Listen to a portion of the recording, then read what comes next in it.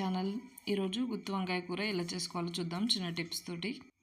ముందుగా ఒక ప్యాన్ పెట్టుకొని అందులో శనగపప్పు, పల్లీలు కొంచెం గోలాక శనగపప్పు వేసుకోండి. శనగపప్పు, మినప్పప్పు, కొద్దిగా ధనియాలు వేసుకోండి. ధనియాలు గోలాక కొంచెం నువ్వులను, జీలకర్ర వేసుకొని మంచిగా ఫ్రై కానివ్వండి. స్మెల్ వచ్చేటట్టు ఫ్రై అయ్యాక కొంచెం చల్లార్చుకొని మిక్సీలో వేసి ఉల్లిగడ్డ కొంచెం సాల్ట్ వేసి మిక్సీ పట్టేసుకోండి.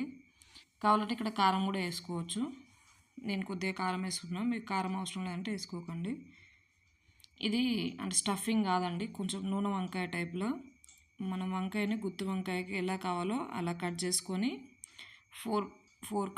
ఫోర్ పీసెస్ లెక్క కట్ చేసుకోండి. మొత్తం పీసెస్ చేయొద్దు, ఇట్లా నేను వీడియోలో చూపించినట్టు చేసుకొని సాల్టెడ్ వాటర్లో వేసుకోండి. సాల్టెడ్ వాటర్లో వేసుకోవడం వల్ల వంకాయలు కొంచెం వగరు ఉంటుంది, అది పోద్దండి. అలాగే నల్లబడకుండా ఉంటాయి వక్కలు ఎంతసేపు అయినా.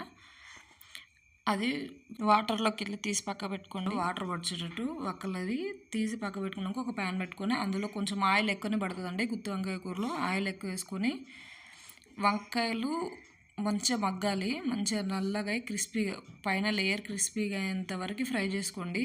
నేను వీడియోలో చూపిస్తున్నాను చూడండి, అలా కావాలి. వక్కలు బ్లాక్గా అనిపించాలి. అలా ఫ్రై చేసుకున్నాక తీసి పక్కకు పెట్టుకోండి. అదే నూనెలో మీకు నూనె ఉంటే ఇంకొంచెం యాడ్ చేసుకోండి. నూనె ఉంటే అదే నూనెలో మనకి మసాలాకి బగారాకి సంబంధించిన మసాలా ఏవైతే ఉంటాయో అవి వేసుకోండి. బగారాకు కానీ లవంగాలు అవన్నీ వేసుకోండి. మీకు ఏమేమి కావాలో మీ దగ్గర ఉన్నాయి వేసుకోండి. అందులో కొంచెం జీలకర్ర యాడ్ చేసి కొద్దిగా ఫ్రై కానివ్వండి. అవి బాగా ఫ్రై చేసినా టేస్ట్ చేంజ్ అవుతాయండి. కొంచెం అట్లా ఆయిల్లో ఫ్రై అవుతుంటే మనం ఏదైతే మిక్సీ పెట్టుకున్నామో ఆ పేస్ట్ వేసి మంచి ఆయిల్ పైకి వచ్చేంత వరకు, అది మసాలా ఏదైతే ఉందో అది కలర్ చేంజ్ అయ్యే వరకు ఫ్రై చేసుకోవాలి మంచిగా. అందులో కొంచెం పసుపు కూడా యాడ్ చేసుకొని మంచిగా ఫ్రై చేసుకోండి. ఆయిల్ ఇది ఎంత ఫ్రై అయితే కర్రీకి అంత టేస్ట్ వస్తుంది. మంచిగా ఫ్రై చేసుకోవాలి. ఆయిల్ అయితే కంపల్సరీ పైకి తేలేంత కొంచెం లైట్గా అట్లా పక్కలకు కనిపిస్తుందండి. మీరు బాగా వేసుకుంటేనేమో పైకి తేలుతుంది. అట్లా పక్కకు కనిపించేంత వరకు ఫ్రై చేసుకొని అందులో కొన్ని వాటర్ యాడ్ చేసుకొని అది ఏదైతే మనకు మిశ్రమం ఉందో అదంతా ఉండలు లేకుండా మంచిగా వాటర్లో కలిసేంతగా కలుపుకున్నాక మనం ఏమైతే ఫ్రై చేసి పక్కకు పెట్టుకున్నామో వంకాయ ముక్కలు కూడా ఇందులో వేసేయండి. వేసేసి ఒకసారి కలబెట్టి మూత పెట్టి కొద్దిసేపు కుక్ కానివ్వండి. మంచిగా సూప్ కొంచెం చిక్కబడేదాకా కుక్ చేసుకోండి.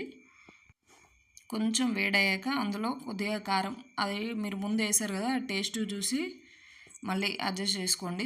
కారము సాల్ట్ కూడా వేసుకోండి. ఇక్కడ క్లిప్ మిస్ అయిపోయింది. సాల్ట్ కూడా వేసుకొని కుక్ కానివ్వండి. మంచిగా మసలాలి, సూప్ అంతా చిక్కబడేయాలి. మీకు ఎంత సూప్ కావాలో అంత క్వాంటిటీలో కర్రీని రెడీ చేసుకోండి. రైస్లోకి అయితే కొంచెం లైట్గా ఉన్నాయేం కాదు, చపాతీలోకి మాత్రం సూపు బాగా చిక్కగా కావాలి. చపాతీలోకి తింటేనే ఈ కర్రీ మంచిగా అనిపిస్తుంది. ఇంకా ఆ రైస్లో కన్నా ఒకసారి ట్రై చేసి చూడండి, చాలా బాగుంటుంది టేస్ట్. మేము జొన్న రొట్టెలోకి ట్రై చేసి చూసాము, చాలా టేస్ట్ బాగుంది. Thank you for watching.